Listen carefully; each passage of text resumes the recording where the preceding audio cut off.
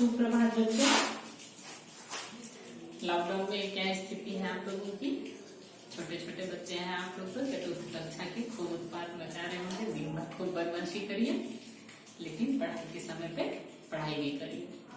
गृह कार्य, कक्षा कार्य की अनिवार्यता को समझिए, क्योंकि अभी यही माध्यम है आप लोगों के पढ़ने का और इसी माध्यम से पढ़ाई हो रही है। तो वीडियो को देखिए, समझिए और जितने भी गृह कार्य, कक्षा कार्य दिए जा रहे हैं उनको अच्छे ढंग से करिए। और याद करने का जो काम दिया जा रहा है उसको भी करिए। ज्यादा बदमाशी मत करिए, माँ पिताजी का काम में हाथ बटाइए, माँ को ज्यादा तंग मत करिए, पढ़ने का शेड्यूल बनाइए, अपना रूटीन सेट करिए। और जो एक्स्ट्रा एक्टिविटी भी आप लोग जो जानते हैं, जैसे कुछ लोग पेंटिंग करना जानते हैं, कुछ लिखना जानते हैं, तो उसको भी करने का यही पर्याप्त समय है आपके पास कि आप कर सकते हैं उसको। तो चलिए कक्षा को शुरू करते हैं। आज दिनांक है 29/5/2020, दिन शुक्रवार है, कक्षा चतुर्थ की यह कक्षा है और पाठ 7 बाल सखा मैं लेकर आई हूँ आप लोगों के लिए। इसके पहले वाले पाठ में आप लोग पढ़े थे बाल लीला सूरदास का, उसमें कृष्ण के स्वरूप का वर्णन था। ये भी कहानी कृष्ण और सुदामा की ही है, मित्रता की कहानी है। आप लोग भी अपने मित्रों को बहुत ही मिस कर रहे होंगे, घर में याद कर रहे होंगे, कैसे क्लास में बैठ के एक दूसरे का पेंसिल रबड़ ले लेना, उसको तंग करना, है ना। बहुत सारी बातें जो हैं अभी यादें आ रही होंगी विद्यालय की। लाइन लग के वंदना सभा में जाना, वंदना सभा में खुरापात करना, बहुत सारी चीजें जो है हम लोग मिस करते हैं। घर में रहते हैं तब, जब सामान्य दिनचर्या घटती है तो समझ में नहीं आता है। तो ये बाल सखा आपका पाठ है, कृष्ण और सुदामा की मित्रता की। दोनों जो है शिक्षा ग्रहण करने के लिए संदीपनी मुनि के आश्रम में गए थे। तो आश्रम में पहले ऐसा नहीं था कि विद्यालय जैसी व्यवस्था थी कि घर से जो है माँ लंच वगैरह बना कर दे दी, कॉपी किताब लेकर आए, पढ़ाई किए, कुछ खुराफात किए, लंच किए, कुछ गृह कार्य दिखाए, उसके बाद घर चले गए। तो उस समय आश्रम व्यवस्था में ऐसा था कि वो राजा का पुत्र हो या कोई सामान्य घर का बच्चा हो, सबको एक जैसा जो है कार्य करना पड़ता था। तो दोनों जो कृष्ण और सुदामा दोनों संदीपनी मुनि के आश्रम में पढ़ते थे, तो आश्रम का जितना भी क्रियाकलाप था उनको खुद से करना पड़ता था। जंगल से जाकर लकड़ी काट कर ले आते थे, फल ले आते थे, गुरुजी की सेवा करते थे और भी आश्रम के जो भी स्वच्छता के जो कार्य थे, भोजन का जो कार्य था, उसमें वो लोग सहयोग करते थे। उन दोनों के क्रियाकलाप को देखकर संदीपनी मुनि बहुत ही प्रसन्न रहते थे।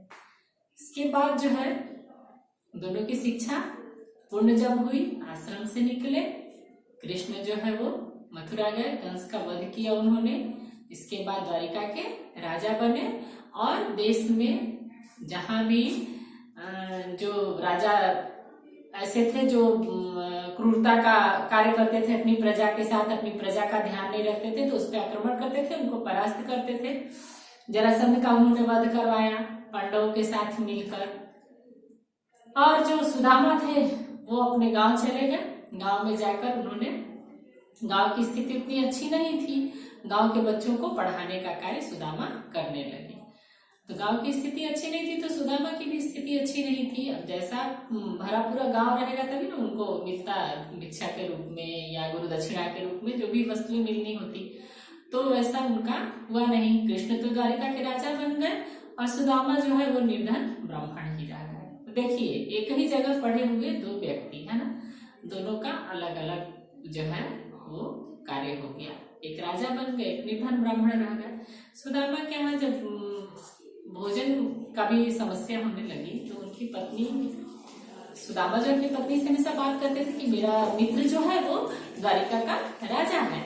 तो जब कृष्ण के बारे में इनकी पत्नी को पता चला तो बोले कि आप इतने दरिद्र हो गए हैं, भोजन भी आपको नहीं मिल पा रहा है, क्यों नहीं आप अपने मित्र के यहाँ जाते हैं और अपने मित्र से कुछ मांग कर ले आइए। सुदामा को बहुत संकोच होता था, को लगता था कि एक ही जैसे पढ़े हुए हम लोग हैं एक साथ, तो कैसे हम जाकर कहेंगे अपने मित्र से कि मुझे कुछ दे दो।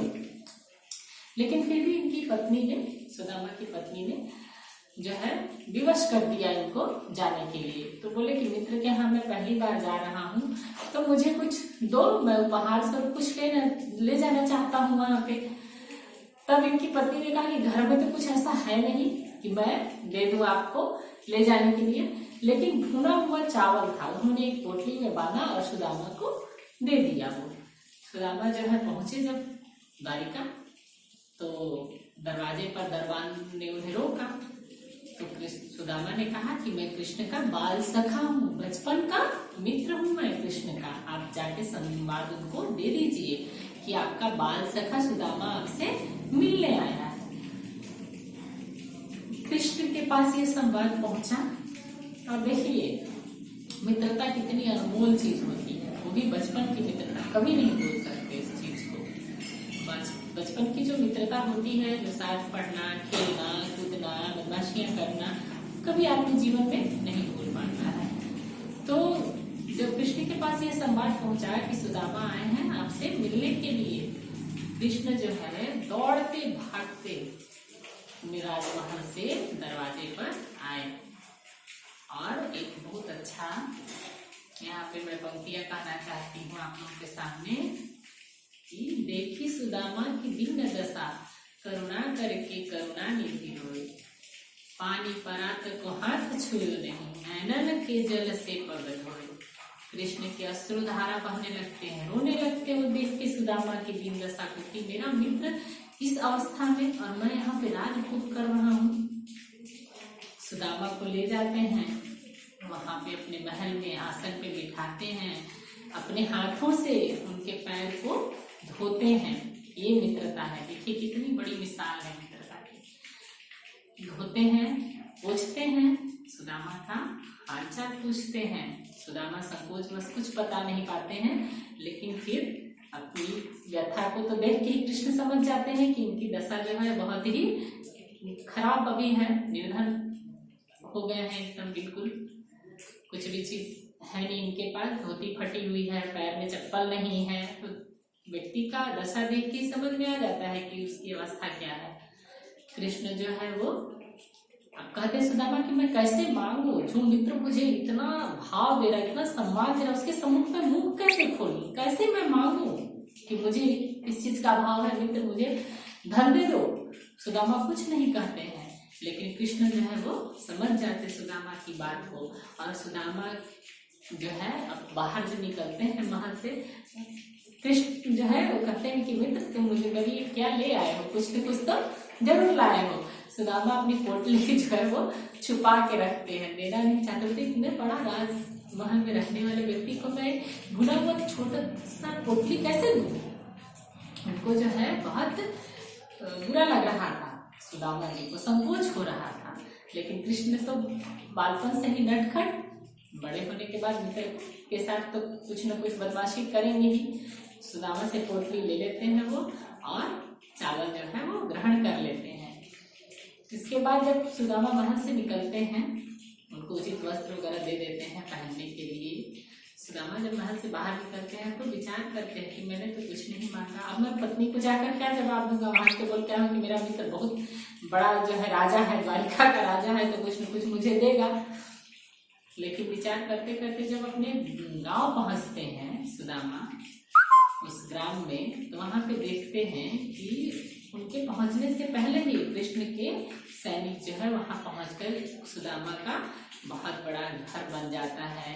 गाय भैंस सब उनके दरवाजे पे लगी रहती है और पूरी दशा ही बदल जाती है। तो जब सुदामा अपने घर में प्रवेश करते हैं तो देखते हैं कि मित्र ने मैंने तो कुछ मांगा नहीं, लेकिन फिर भी मित्र ने मेरी मनोदशा को समझकर इतना मेरे लिए कार्य कर दिया। तो यह पाठ जो है बाल सखा, यह मित्रता के लिए ही है कि व्यक्ति कितना बड़ा हो जाए, हम कितने भी बड़े आदमी बन जाए, लेकिन अपने मित्र को कभी भी भूलना नहीं चाहिए और यथासंभव मित्र की सहायता करनी चाहिए। आजकल की मित्रता जैसी नहीं, आप लोग अभी बच्चे हैं, इतनी विस्तृत जो है दुश्मनी को नहीं समझ पाते हैं, इसलिए अपने बालमन को बालमन ही रहने दीजिएगा। जब आप बड़े होइएगा, आप अपने बचपन के मित्र के साथ वैसा व्यवहार कभी मत करिएगा कि उसको दुख हो, उसको तकलीफ हो। जहाँ तक संभव हो अपने मित्र की सहायता करिएगा, और सहायता करनी भी चाहिए। उसी व्यक्ति का साथ भगवान भी देते हैं जो मन से स्वच्छ हो, साफ हो। कृष्ण तो राजा बन गए थे, लेकिन फिर भी उन्होंने अपने निर्धन मित्र को स्वीकार किया। ये नहीं किया कि नहीं ये तो बहुत गरीब ब्राह्मण है, हटाओ भगाओ इसको, ऐसा उन्होंने नहीं किया। तो व्यक्ति का स्वभाव ऐसा ही होना चाहिए कि कितना भी बड़ा बन जाए, लेकिन जो आवश्यकता जिस मनुष्य को, जिस चीज की आवश्यकता हो और हम सक्षम हैं उस चीज को करने में, तो अवश्य सहायता करनी चाहिए। और मित्र को कभी भी भूलना नहीं चाहिए। यही मित्रता की निशानी है। यही बाल सखा पाठ में आप लोगों को बताने का प्रयास किया गया है। तो इससे संबंधित कुछ शब्दार्थ हैं, इनको नोट कर लीजिएगा। स्वच्छ माने साफ, प्रसन्न माने खुश रहना, संवाद, जो सुदामा बोलते हैं कि संवाद दे दीजिए कृष्ण को, तो समाचार या बातचीत करना भी होता है इसका मतलब। चकित माने अचरज में पड़ जाना। सुदामा जब गए हैं द्वारिका तो कृष्ण के महल को देखकर अचरज में पड़ जाते हैं, चकित हो जाते हैं। शिष्य माने चेला होता है, विद्यार्थी भी होता है इसका एक मतलब। संदीपनी मुनि के आश्रम में दोनों कृष्ण और सुदामा शिष्य के रूप में रह रहे हैं।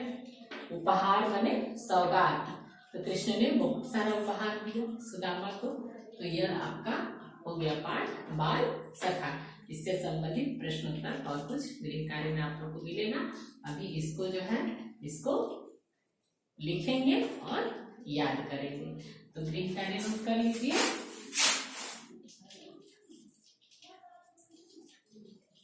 गृह कार्य पाठ 7 शब्दार्थ लिखें और